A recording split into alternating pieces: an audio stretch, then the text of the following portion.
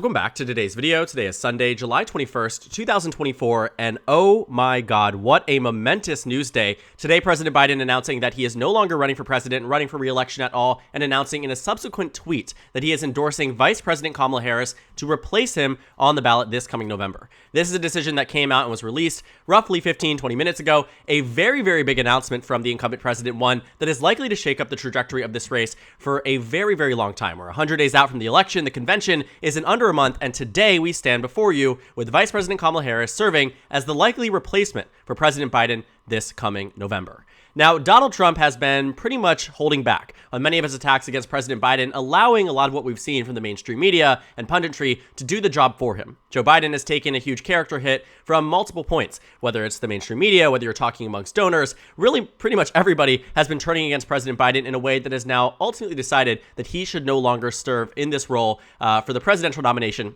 in November.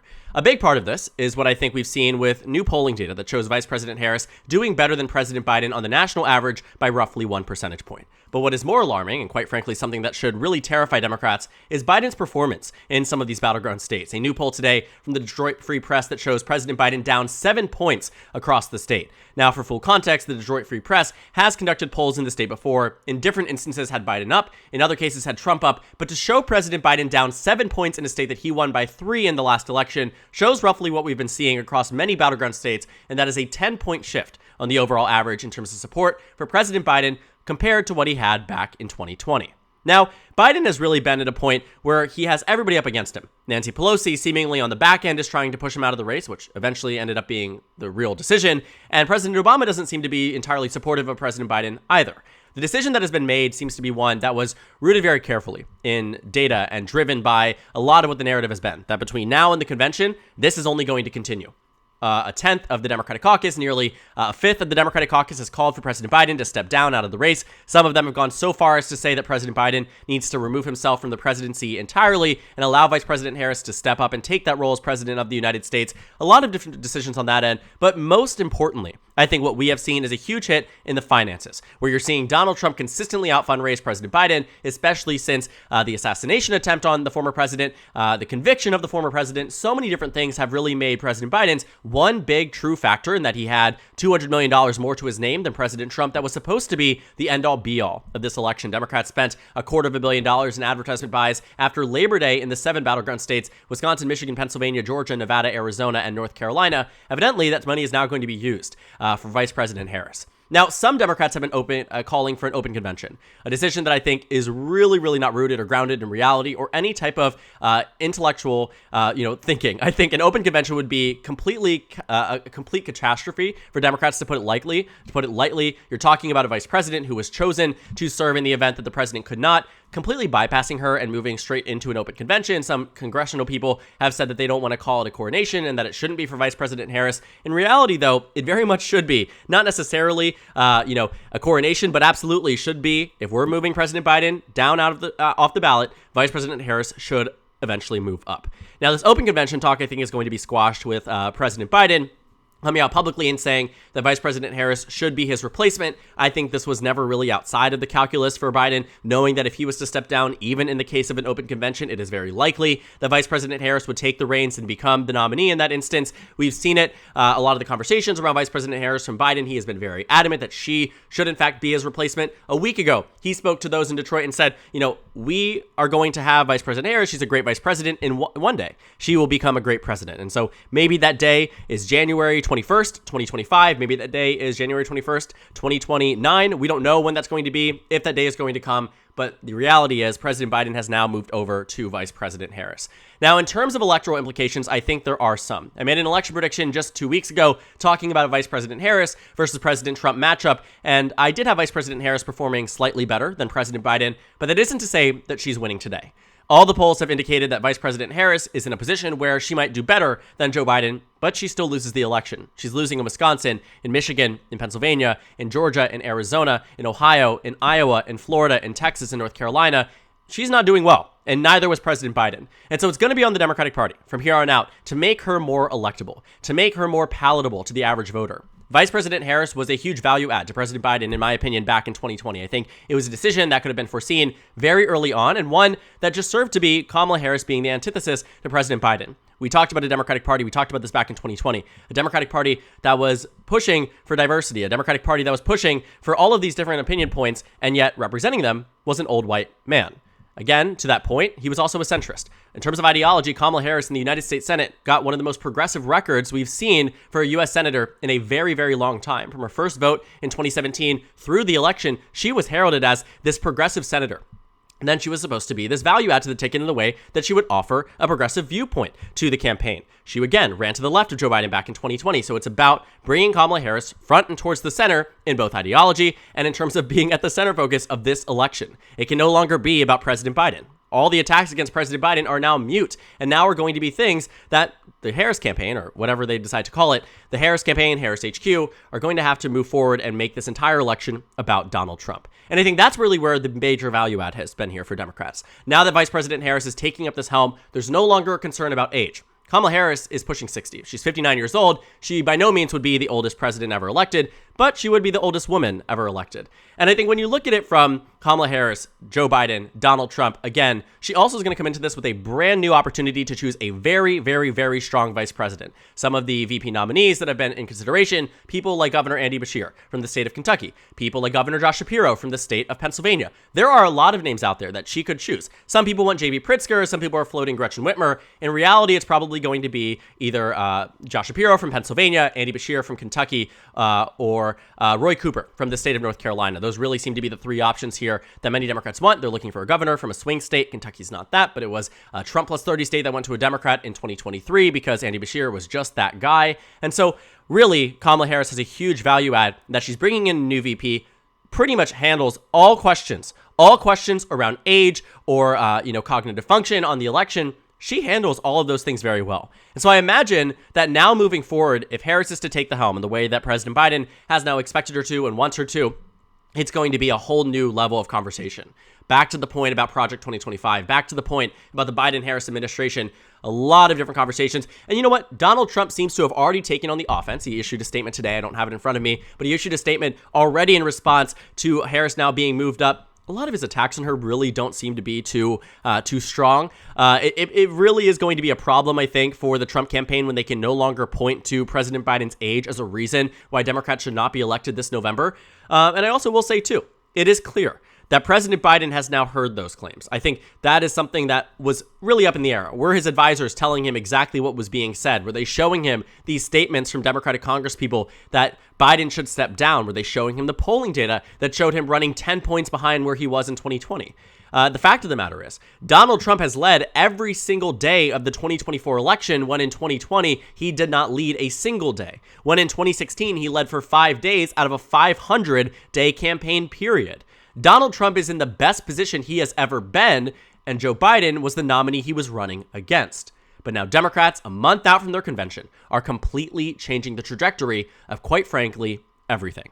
Now, Kamala Harris and the campaign don't seem to be completely ready to do this. The Joe Biden website still redirects to "Together we can finish the job for the American people." Everything is still up and ready. Joe and Kamala are on board is the first thing you see when you get onto the website. And obviously that is no longer the case here. And so it very much seems like this decision, it was just reported that Biden's campaign managers and also the people who are on cabinet side, so the official side members that are working in the White House office personnel, etc., all of them had no idea. So this seems to be a decision that was made very close to President Biden, done by his family, done by the First Lady, and one that is coming and was released via Twitter in a way that was not fully addressed in a news conference, in a statement to the American public. This seems to be a decision that was made very internally on the Biden family front, and one that, again, has completely changed this race, potentially for the better for Democrats or potentially for the worse. So we are not at a point where we have consistent data on the Kamala Harris front. I think we really need to see substantive polling that shows Kamala Harris against President Trump, because that is now the matchup. All of these pipe dreams about replacing President Biden with someone like Governor Gretchen Whitmer or Secretary of Transportation Pete Buttigieg, all of these different names that have been floated, none of them are going to happen as long as Vice President Harris takes on the reins running for president. And I think she will. I think we are fully ready to see Kamala Harris step up into this role and run for president of the United States. The Donald Trump JD Vance campaign announced that they didn't want to debate Kamala Harris. Well, now Donald Trump has to debate Kamala Harris. The first debate that was long seen as one of the most cataclysmic decisions of the Biden campaign now no longer matters. Again, Biden's age and all of these different ballot effects of his age and who he is as a person aren't mattering anymore. This thing is not going to be the issue of the campaign. Everyone talked about how this election is a referendum on Biden. Throw that away, because Kamala Harris just doesn't have that in a negative way. She doesn't have that for the Democratic campaign. I am really interested to see what we see in terms of fundraising from here on out. I think moving forward, what we need to see, will Democrats raise $100 million today? They very well might, because people are thinking, if the Democratic campaign is listening to the concerns of voters, concerns of congressmen, concerns of the majority of the Democratic public, they're likely listening to us and will listen to us if elected again. Also, talk about revitalizing energy. Talk to anyone out there who's looking at this from a Democratic staffer standpoint. Many of them are probably either very excited or very terrified, depending on who you're talking to. But realistically speaking, energy has been exerted into this election. I think what the whole problem with this race was voter apathy. Nobody wanted to vote for Trump. Nobody wanted to vote for Biden. Now, Democrats have an opportunity with Harris and whoever chooses as VP, because a VP pick will make or break this election, I really think, because Kamala Harris running even with Biden means that she needs to bring even more to the table now that she's moving up into this role to be the presidential nominee. She has a very, very, very strong opportunity to bring in some very powerful people. Again, to that point about who I think she should pick, let's go back and look at the most recent governor election results. In Kentucky, Andy Beshear won by 5 against Daniel Cameron, the incumbent attorney general who had won a statewide position, a Republican in this state, endorsed by Trump, endorsed by everybody. Daniel Cameron lost by 5. If you look back at the presidential result in 2020, Kentucky went to Donald Trump by 25.9%. Biden got a third of the vote in Kentucky, and Andy Beshear, as a Democrat just a year ago, was able to win by 5 points. In 2022, far more impressive, Josh Shapiro won by 15 points in the state of Pennsylvania. This is a state that Biden won by 1.2. In 2016, Trump won the state by 0.7%. 45,000 votes across Pennsylvania back in 2016. That made all the difference. Josh Shapiro in Pennsylvania defeated Doug Mastriano, a Trump-endorsed Republican nominee for governor, by 15 percentage points. He was the attorney general. He won in the same race that we saw in 2020. He was a very strong contender. He did very well alongside the same ballot as Joe Biden. In fact, Josh Shapiro came into this governor race as the most voted for candidate in Pennsylvania history. He outran President Biden significantly to do very, very well in this race in 2020. Now for the governor's race, Josh Shapiro won by 15 points. He'd win Pennsylvania easy. And then in 2020, you look back at Governor Roy Cooper won North Carolina by 4.5%, when in 2020, Trump won the state by a point. In 2016, Roy Cooper won by 0.2%. Close race, Trump won the state by 4. And so you really see that many of these Democrats that are now being floated as potential VP picks for Kamala Harris are tremendous value adds. While Andy Beshear will not make Kentucky a battleground state, it is that level of appeal to voters in a state that voted for Trump by 26 points in 2020 that could bring over swing voters in Wisconsin, Michigan, Pennsylvania. Think about the electoral impact, and think about how close the election was in the 2020 election.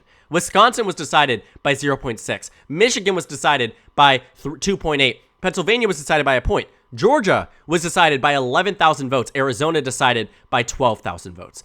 This election and this race has completely changed. Everything is now up in the air. And it is on the Democratic Party to take this newfound momentum, this newfound enthusiasm around Kamala Harris, Coconut Pill, whatever you want to call it. This election is entirely about her and who she chooses as VP, and a referendum now back on the Republican Party side.